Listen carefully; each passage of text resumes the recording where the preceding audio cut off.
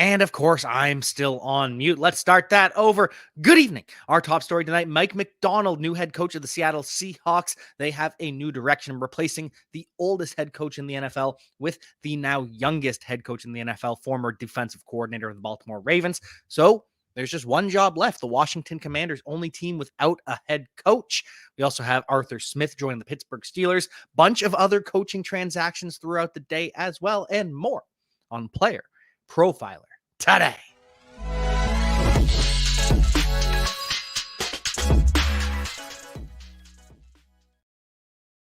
Happy to be back. Happy to have friends like Harry Snowman in the chat. And happy for Mike MacDonald. Mike MacDonald has, by all accounts, been one of the hardest workers. And good evening to you as well, Anthony. But Mike MacDonald being an extremely hard worker, an extremely good guy to be around, and had success at multiple stops. He has been the defensive coordinator for the Ravens for the past 2 years. That has absolutely been successful. Then we've seen before that, he was with the University of Michigan 1 year as the defensive coordinator, very successful there. And before that, he coached multiple positions. He was the defensive back coach for the Ravens in 2017. Then he became the linebacker coach for 3 years for the Ravens. So he has the versatility, and by all accounts, not even just the Seattle Seahawks loved Mike MacDonald. Several teams that hired different coaches said he had the best interview. Now, there's other reasons to not hire someone just because the interview, maybe the long-term plan isn't what your vision is, even if the interview was good. So Mike MacDonald, very respected, very endeared by the players that work under him. So he is the new head coach at 36 years old, the youngest head coach in the NFL, replacing Pete Carroll, the oldest head coach in the NFL. He was older than Bill Belichick by a couple months. And now Seahawks are headed in a new direction, completely new direction. Mike MacDonald also this year went 4-0 facing the NFC West. So he has experience facing the division, though he was just the defensive coordinator, and this is a whole team effort. And we'll see how this shakes out. He still, at some point, is going to need a quarterback. I'm a Geno Smith fan. You don't need to move on from Geno Smith, but Geno Smith is not getting you to a Super Bowl more than likely. There's a small world where it happens if he gets on fire and you have an incredible roster. But Geno Smith doesn't stop you for looking for a new quarterback. Doesn't have to be this year. Doesn't have to be anytime soon, but at some point, Seahawks are going to have to swing for the fences at quarterback. Maybe you draft another QB in the third round and hope it works out there. Maybe you take someone from Washington, Michael Penix, in the draft. We'll talk about that in the Senior Bowl later. As for Mike MacDonald, it sounds like Zach Orr, the inside linebackers coach for the Baltimore Ravens, who was an undrafted free agent turned starter for the Ravens, had to retire because of neck issues. Sounds like he's going to be the defensive coordinator. We'll see who he picks as offensive coordinator and the rest of the staff. As for the Baltimore Ravens, they need a new defensive coordinator, obviously. Denard Wilson, the defensive back coach for the Baltimore Ravens, he's been getting interviews across the NFL. Anthony Weaver, the defensive line coach and assistant head coach, still in the running for the Commanders job and has, by all accounts, very much impressed in his interviews. And then Chris Hewitt, the pass game coordinator, also in contention for the defensive coordinator job. So lots of options internally for the Baltimore Ravens to replace Mike MacDonald. But this leaves one job left that we need to figure out. And that's the Washington Commanders. Who's it going to be? We'll talk about that after a word from the Podfather. Now, I know many of you are looking for a secret weapon for your Dynasty League, and I have it. It's called the Dynasty Dominator app. You go to the App Store, go to Google Play. It's right there. It's $5 to download, and then every year it's $5 to load the next incoming class of rookies. You can add Superflex, add tight end premium. It's incredible because it allows you to look up players. It allows you to vote on whether a player is a buy, hold, or sell, and then see the market sentiment on that player. And you can compare their lifetime value rating from Player Profiler to their Dynasty ADP at the FFPC, all in the price lookup tool. And beyond that, we have a trade analyzer, so you'll never lose another Dynasty trade again. And in our settings, you can set this is a win now team, this is a rebuilding team, and then we let you compare players. Look at their metrics side by side, prospect metrics, NFL metrics. It's all there. It's $5 in the App Store. There's some add-ons for Superflex and to buy the upcoming rookie class. Every year, you're going to spend $5 on this thing, and it's going to be well worth it. Hey, so many ask me, what's wrong with sports books? Why so many of them fail? The answer is simple. They don't innovate. They're just casino sports books on a phone. That's all they've been. There are a few that are doing a good job. We partner with them. Most of them, not so much. Until Bet Openly came along. Bet Openly said, hey, we're going to innovate. We're going to do something groundbreaking. We're going to have peer-to-peer betting in all states, and you pay 1%. When you win, you pay just 1% on your winnings. You heard that right. It's 1%. With code Underworld, you qualify for just that 1% transaction fee on Bet Openly. It gives you ultimate flexibility to set your own lines and browse lines that others have set. Think about it. That's what betting should be. And now that is the reality. BetOpenly.com. The code is Underworld. Check it out. And we are back, and the Washington Commanders have to figure out who their head coach is going to be. They had so many options, and now that has dried up. Mike MacDonald takes a job with the Seahawks. Ben Johnson, the offensive coordinator of the Detroit Lions, turns them down, says, I do not want to interview for this job, and the takes are flying. People are furious about Ben Johnson turning this job down. Said no to the Commanders while they were in air, coming to Detroit to interview Ben Johnson, but also Aaron Glenn. So it's not like the Commanders wouldn't have been on the flight anyways. They would have been coming in to meet with Aaron Glenn, who is still in the running to be the next head coach of the Washington Commanders, as is, who else do we have in here? I am blank. Oh, okay. I've refreshed my memory. Dan Quinn. Dan Quinn at plus 600. He is apparently interviewing well, loved and endeared by everyone that he meets. Everyone that plays for Dan Quinn absolutely loves him. Eric Bieniemy is third in the running at 16-1. Bill Belichick at 33-1, though Aaron Glenn, Anthony Weaver, the defensive line coach, assistant head coach of the Baltimore Ravens, he's not listed, and neither is Aaron Glenn. But the favorite to be the next head coach of the Washington Commanders is someone that wasn't listed as a finalist, someone that was not thought to be in the running, someone that didn't get a second interview, and that's Mike Vrabel. Mike Vrabel now leading the betting odds to become the Washington Commanders head coach at plus 190. And through all the turmoil, this would be a slam dunk hire if the Washington Commanders go with Mike Vrabel. Mike Vrabel needs to be a head coach in the NFL. Again, he deserves this job, and he would whip that program into shape real quick. So I would be excited with Mike Vrabel. We'll see if they hire Eric Bieniemy, Dan Quinn, Aaron Glenn, Anthony Weaver. We'll see what happens. But Mike Vrabel is now the favorite. And whoever takes the Commanders job is going to have a lot of money to spend. They lead the NFL in cap space with over $73 million in cap space. In the top five, we've also got the Titans at almost 72 million, the Texans at almost 70 million, the Patriots at over 66 million, and the Colts at nearly 63 million. So a lot of money to spend for those five teams. Then we get to the Bengals. Bengals have a lot of money to spend. Bengals, even though they just extended Joe Burrow, even though they have to pay T. Higgins and Jamar Chase, that's going to take a sizable portion of that salary cap. They've still got money to spend. The Cincinnati Bengals are going to be dangerous with Joe Burrow back and healthy, and so are the Detroit Lions. The Detroit Lions sitting there at number 7 with $58.6 million. The Detroit Lions are going to have money to spend. Ben Johnson's offense is going to get better. They're going to spend money and actually get more talent on the defense. Very excited for my Detroit Lions. We've also got the Bucks, the Bears, and the Cardinals with all over 42 million, between 42 and 47 million, rounding out that top 10. So lots of money to spend for the Washington Commanders, whoever ultimately gets this job.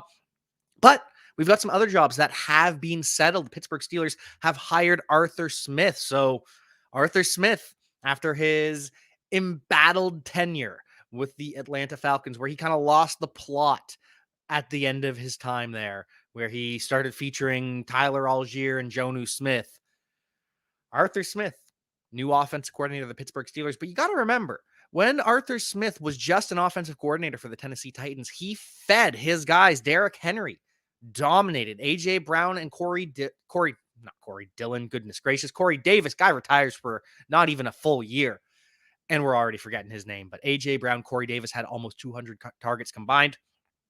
Arthur Smith can do the job, but not everyone should be the head coach. Arthur Smith should not have been the head coach. Can Mike Tomlin rein him in? Or is George Pickens going to be reduced to what? The Mac Hollins role in the offense? Deontay Johnson, the new Drake London, inconsistent and frustrating? Darnell Washington going to be the tight end one, even though he's the tight end two behind Pat Freiermuth. Who knows? We'll see how this all shakes out. The Eagles have hired Kellen Moore to be their new offensive coordinator. They believe that Kellen Moore can push back and stand up to a veteran coaching staff. They've got Vic Fangio, the defensive coordinator. They've got Nick Sirianni, who is a character. Let's just put it at that. But Kellen Moore, now the offensive coordinator of the Philadelphia Eagles, and he will have A.J. Brown this season. A.J. Brown joined Devontae Smith. They did a joint interview on the Kay Adams show and denied it. Said, no, I'm not going anywhere. I have know nothing about these trade rumors. I deleted my Twitter and Instagram to focus and just try to be a better person and grow as a person. But media seems trying to be pitting us together. Devontae Smith, A.J. Brown noticing how fantasy gamers are frustrated that it's one or the other, not both, and they don't want to be parted. And they also don't want to be without their captain, their center, Jason Kelce. I'm starting to think Jason Kelce is going to be back on his podcast with Travis Kelce. Talks about how seeing Travis Kelce in the Super Bowl once again is going to make it really hard to retire. So is Jason Kelce going to come back? I'm starting to think that he very well might. And the final update we have on the Philadelphia Eagles, Bill Belichick. Bill Belichick could be the front of the line if Nick Sirianni is fired. But we've also heard that Jeffrey Lurie, the owner, doesn't actually like Bill Belichick and doesn't want to work with him. So what's the truth? I don't know, but we have other updates on Bill Belichick as well. Jerry Jones says that there is no doubt in his mind that he could work with Bill Belichick, that the two of them could work together. So if Mike McCarthy ends up fired, could Bill Belichick be the replacement? Now, we've also heard that the Chiefs could look for Bill Belichick if Andy Reid retires. The Bills have Sean McDermott on the hot seat. The Giants have Brian Dable on the hot seat. Bill Belichick could replace Brian Dable, return to the New York Giants, or Bill Belichick could just stay retired, which would probably be the best for all the organizations involved. But you never know what's going to happen in the NFL. We do know for the Buffalo Bills, they're going to be sticking with Joe Brady as their offensive coordinator, interim offensive coordinator, who finished out the season as the OC, replaced Ken Dorsey kind of unfairly. Ken Dorsey got blamed for the turnovers for Josh Allen when it wasn't his fault. They were just random turnovers, and the offense was more efficient with Ken Dorsey calling the shots.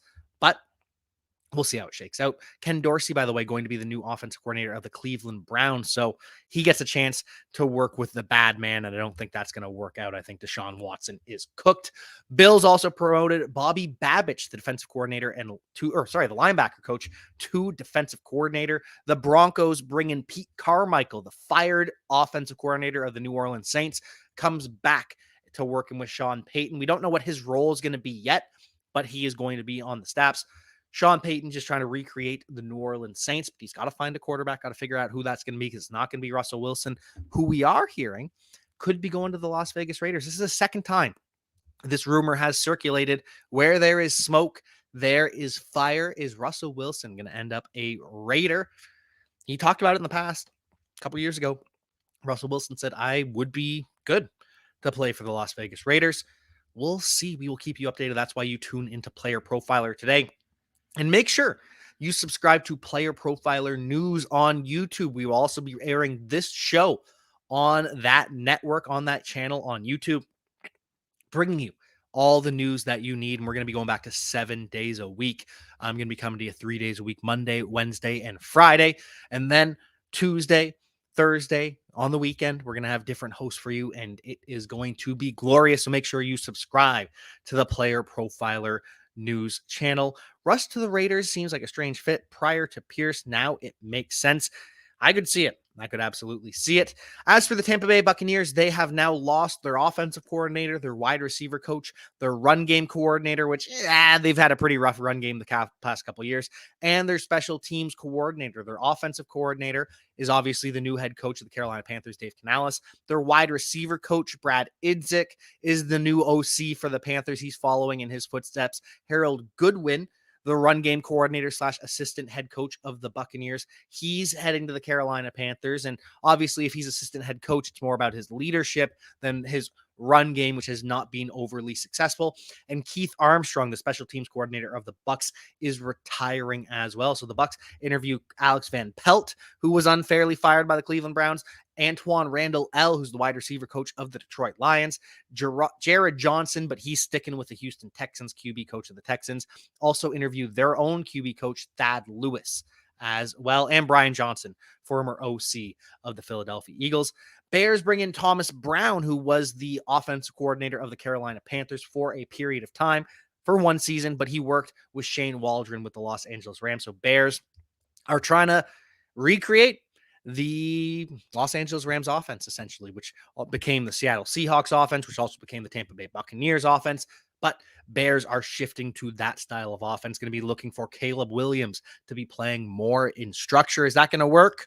Well, Caleb Williams is really talented, so it's probably going to work, but it's going to be more of a real offense rather than Caleb Williams just constantly trying to create magic. Also, speaking of the Los Angeles Rams, Ron Rivera and Brandon Staley, two former head coaches, interviewed to be defensive coordinator. They're obviously looking to replace Raheem Morris, who was the defensive coordinator before he was hired away by the Atlanta Falcons. Final piece of coordinator news, we've got the Green Bay Packers hiring a new defensive coordinator, Jeff Hafley. And I got to admit, I do not know a whole lot about Boston College football, but Jeff Hafley with Boston College had the team bowl eligible for 3 of 4 years. So Packers get a new defensive coordinator. It can't be worse than it was under Joe Barry. It really cannot be worse. Speaking of the Falcons and Raheem Morris, though, the Rams looking to replace him.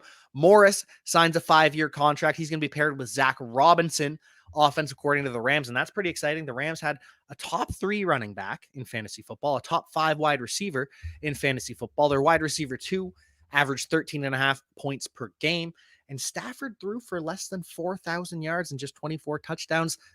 Now, granted, Zach Robinson was not calling the plays, but we're going to install this West Coast Kyle Shanahan offense. And more importantly, we're just going to use our playmakers rationally. It's not going to be the Arthur Smith offense anymore, where Bijan Robinson and Drake London just randomly are forced to sit out games. Metaphorically, they're still playing, but not getting the looks that they deserve. So at least we can assume rational coaching for now. Maybe that changes, but for now we can assume rational coaching. Falcons also hired Jimmy Lake to be their defensive coordinator. Jimmy Lake is the Washington Huskies head coach who got fired for striking one of his players to break up a brawl. So he had a bad time with the Washington Huskies. He gets replaced by Kalen DeBoer, and they have all the success that they've had recently before DeBoer heads to Alabama. But Jimmy Lake, the new defensive coordinator, the wide receivers coach, TJ Yates, you may remember him as well. Houston Texans quarterback. He's the new quarterback coach, moving from wide receiver coach to QB coach for the Falcons. The Chargers give Jim Harbaugh a 5-year contract. This 5-year contract reportedly worth $16 million per year. That makes him the 3rd highest paid coach in the NFL. Actually, no, he'd be the 2nd because it was Bill Belichick at 1. Now it's Sean Payton at 1 at $18 million per year. Jim Harbaugh, $16 million per year, $80 million total over those 5 years. He's bringing his defensive coordinator, Jesse Minter, with him from Michigan, and he's bringing Joe Hortiz, the director of player personnel for the Baltimore Ravens, worked with John Harbaugh for a bunch of years. Now he is going to be the general manager of the Los Angeles Chargers. And congrats to Sharon Moore. Sharon Moore going to be with Michigan for 5 years. 5-year contract for the new head coach, former offensive coordinator, promoted to head coach. We also have the Senior Bowl. And you got to make sure you tune in immediately after this. Jason going to be talking with Cody Carpentier, going to be talking with Roster Watch. So you got to tune in. Got to see Alex Dunlap's going to be there as well. Cody, Jason. I think it's just the 3 of them. Maybe tune in for some surprise guests as well, but they are tearing up at the Senior Bowl. What we are hearing, so just a little bit of a preview. Ladd McConkey cannot be covered at all. Neither can Roman Wilson, according to Ray G. Roman Wilson is the wide receiver on day 1. Roman Wilson has been dominant. Xavier Leggett from South Carolina, he had a massive bounce back day, which is incredible. Happy to hear that. That is exciting. Marshawn Lloyd, the USC running back, also balled out as well. And fallers, Bo Nix has reportedly not had a great couple days. And my guy, Matty Kiwoom, theorizing that the winner of this battle, Michael Penix versus Bo Nix, whoever shines brighter through the pre-draft process, that's going to be pretty valuable. Could go in the first round, maybe slides to the second round, but either way, that battle to be QB4 behind Jaden Daniels and Caleb Williams and Drake May, to be that guy, that battle is going to be huge. Right now, it is 2-0 for Michael Penix, according to my guy, Matty Kiwoom. We also see Spencer Rattler, Joe Milton struggle at the quarterback position, and wide receiver / tight end from Florida State, Johnny Wilson, not having a great day either at the Senior Bowl. But speaking of bowl games, the Super Bowl is coming next week. We got to sit through the Pro Bowl first. The Pro Bowl is probably going to be pretty painful, but the Super Bowl, despite the disappointment from a lot of people because of the repetitiveness, the fact that we've seen this matchup before 4 years ago, we still just got the most watched AFC championship ever. We got the most watched NFC championship since 2012. And we got a lot of Taylor Swift, except not really, because Taylor Swift was only shown for 44 seconds during the AFC Championship game. That is less than 0.4% of the broadcast showing Taylor Swift. The other 99.61% did not have Taylor Swift. So I don't know what to say. Go watch Colin Cowherd, actually. Colin Cowherd, guy might have never had a correct take before this. Go listen to his thoughts on Taylor Swift. It is surprisingly coherent, surprisingly good. Could not believe it. But as for the actual Super Bowl, the 49ers are going to be wearing white. I talked about this earlier today on Wake and Take, but the 49ers wearing white. The team in white has won 16 of the last 19 games there, 16-3 since 2004. The Chiefs, though, did wear red when they beat the 49ers in the Super Bowl, so they are one of the 3 teams to win in the home color at the Super Bowl. Can the Kansas City Chiefs repeat it? Can they duplicate it? Kyle Shanahan has the chance to win a Super Bowl with Christian McCaffrey and replicate what their fathers did. They won a Super Bowl with the San Francisco 49ers. Mike Shanahan was the offensive coordinator, and Ed McCaffrey was a wide receiver there. Then they go and win 2 Super Bowls with the Denver Broncos too. So it'd be another Shanahan-McCaffrey Super Bowl potentially. George Kittle did not practice today, though.